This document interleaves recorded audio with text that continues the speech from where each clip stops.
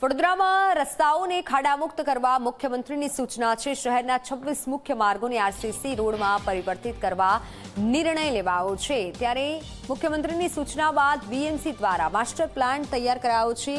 Master plan તૈયાર કરવામાં આવ્યો। અંદાજે 25 કિલોમીટર રસ્તા આરસીસીમાં ફેરવાશે અને આ સમગ્ર પ્રોજેક્ટ પાછળ આશરે 300 કરોડના ખર્ચનો અંદાજ છે। યુટિલિટી લાઇન ન હોય તેવા માર્ગો પર આરસીસી રોડ બનાવાશે। આરસીસી રોડ બાદ આગામી 15 વર્ષ સુધી ખાડા ન પડે તેવું બીએમસીનું લક્ષ્ય છે।